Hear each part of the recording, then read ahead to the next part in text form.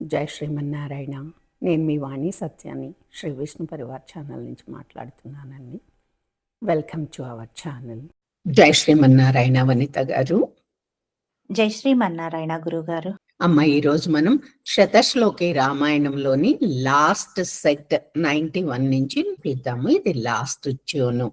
న పుత్ర మరణం కించిత్ ద్రశ్యంతి పురుషాః క్వచిత్ నార్యశ్చ విధవా నిత్యం భవిష్యంతి పతివ్రతాః. పద విభజన చూద్దాము. న పుత్ర తాకింద రకారం, మరణం, కించిత్.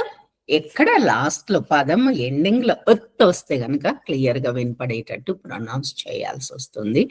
ద్రశ్యంతి 3 అక్షరాలు కూడా సంయుక్తాక్షరాలే.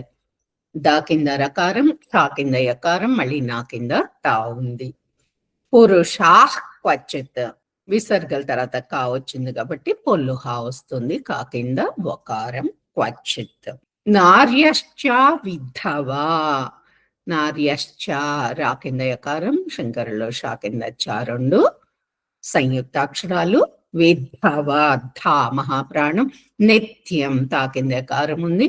భవిష్యంతి భా అగైన్ ఉత్తక్షరం మహాప్రాణం, షణ్ముఖంలో షా కింద యకారం, నా కింద తా, 2 మళ్ళీ సంయుక్తాక్షరాలే.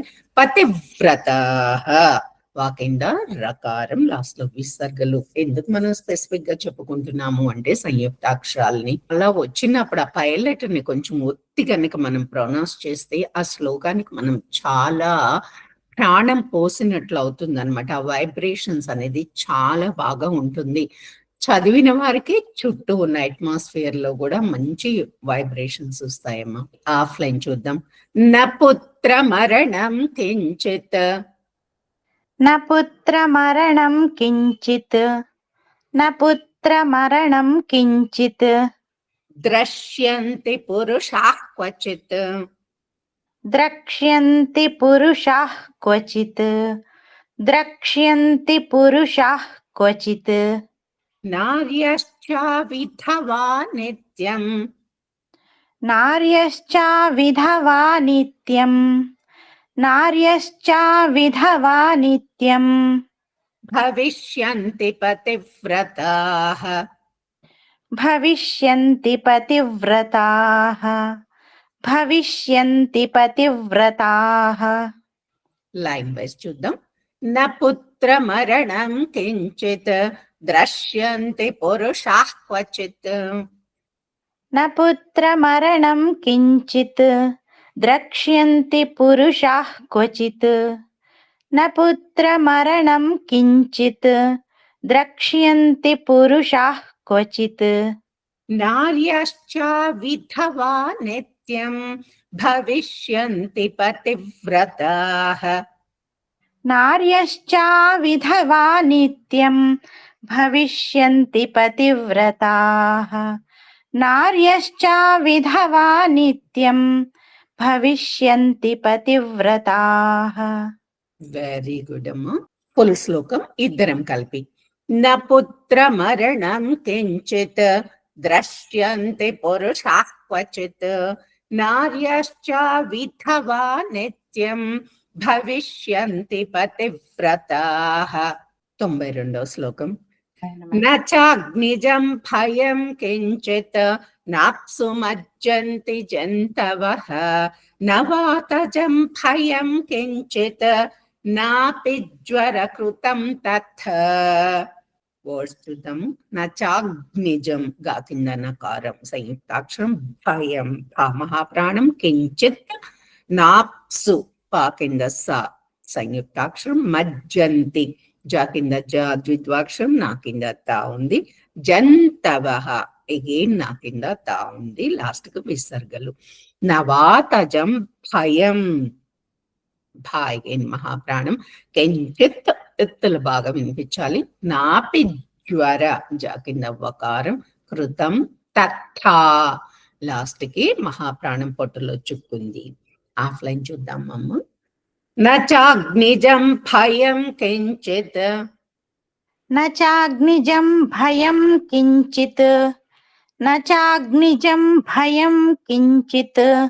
నాప్సు మజ్జంతి జంతవః నాప్సు మజ్జంతి జంతవః నాప్సు మజ్జంతి జంతవః నవాతజం భయం కించిత్ నవాతజం భయం కించిత్ నవాతజం భయం కించిత్ నాపి జ్వరకృతం తథా నాపి జ్వరకృతం తథా నాపి జ్వరకృతం తథా లైన్ వైజ్ నాగ్నిజం భయం కించిత్ నాప్సు మజ్జంతి జంతవః నాగ్నిజం భయం కించిత్ నాప్సు మజ్జంతి జంతవః నాగ్నిజం భయం కించిత్ నాప్సు మజ్జంతి జంతవః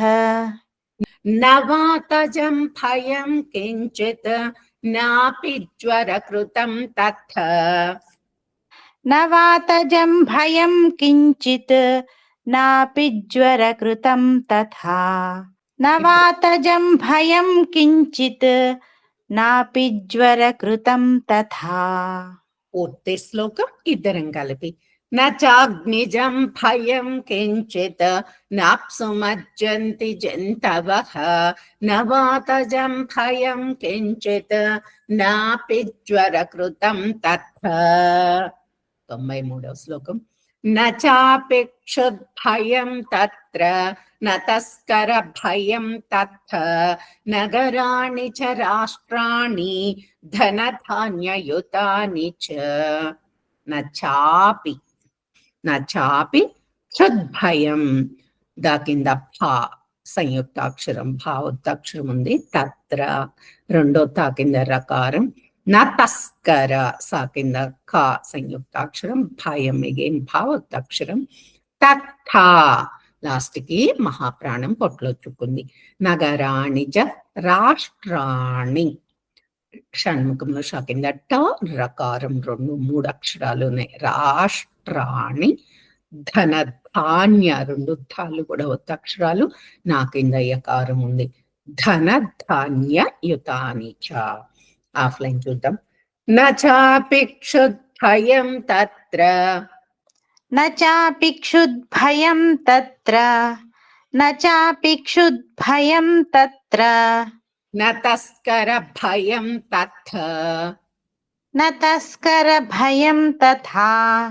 నతస్కర భయం తథా నగరాణి చ రాష్ట్రాణి నగరాణి చ రాష్ట్రాణి నగరాణి చ రాష్ట్రాణి ధనధాన్యయుతాని చ ధనధాన్యయుతాని చ ధనధాన్యయుతాని చ లైన్ వైజ్ నాపేక్షుద్భయం తత్ర నతస్కర భయం తథ నాపి క్షుద్భయం తత్ర నతస్కర భయం తథా నాపి క్షుద్భయం తత్ర నతస్కర భయం తథా నగరాణి చ రాష్ట్రాణి ధనధాన్యయుతాని చ నగరాణి చ రాష్ట్రాణి ధనధాన్యయుతాని చ నగరాణి చ రాష్ట్రాణి ధనధాన్యయుతాని చ ఇప్పుడు పూర్తి శ్లోకం నాపేక్షుద్భయం తత్ర నతస్కర భయం తథ నగరాణి చ రాష్ట్రాణి ధనధాన్యయుతాని చ లాస్ట్ శ్లోకం ఈరోజు 94 నిత్యం ప్రముదితః సర్వే యథాకృత యుగే తథ అశ్వమేధ శతైరిష్ట్వా తథా బహుసువర్ణకైః నిత్యం తాకింద యకారం ప్రముదిత పాకింద రకారం సర్వే సాకింద సాద్విద్వాక్షరం రాకింద వకారం అమిత మూడు కూడా సంయుక్తాక్షరాలు యథా మహాప్రాణం పొట్లొచ్చుకుంది కృతయుగే తథా అగైన్ ఇక్కడ కూడా థా పొట్లో చుక్కుంది. అశ్వమేధ ఇది దాద్ధ ఒత్తక్షరం. శతైరిష్ట్వా షణ్ముఖంలో షా కిందట వకారం కూడా ఉన్నాయి. తథా అగైన్ పొట్లో చుక్కుంది. బహు సువర్ణ కైహి. ఆఫ్లైన్ చూద్దాం. నిత్యం ప్రముదితాః సర్వే. నిత్యం ప్రముదితాः సర్వే. నిత్యం ప్రముదితాः సర్వే. యథా కృతయుగే తథా. యథా కృతయుగే తథా. యథా కృతయుగే తథా. అశ్వమేధ శతైరిష్ట్వా. అశ్వమేధశతైరిష్ట్వా. అశ్వమేధశతైరిష్ట్వా. తథా బహు సువర్ణకైః. తథా బహు సువర్ణకైః.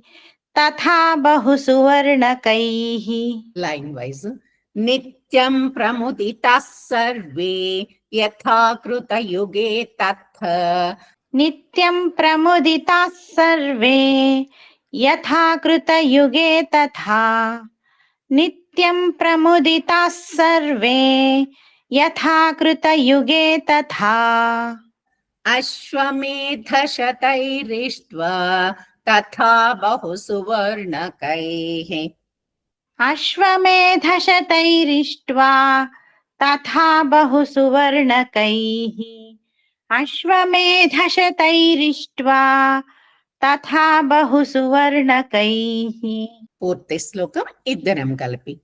నిత్యం ప్రముదితాః సర్వే యథా కృతయుగే తథా. అశ్వమేధ శతైరిష్ట్వా తథా బహు సువర్ణకైః. జై శ్రీమన్నారాయణ. జై శ్రీమన్నారాయణ గురువు గారు, ధన్యవాదాలు. ఈ వీడియో కనుక మీకు నచ్చినట్లయితే కనుక లైక్ చేయండి, షేర్ చేయండి, అలాగే సబ్స్క్రైబ్ చేసుకోండి. మీ లైక్స్ మాకు చాలా ఇంపార్టెంట్ అండి. మీరు అందరూ కూడా లైక్ చేస్తున్నారు. ధన్యవాదాలు. ఉంటాను.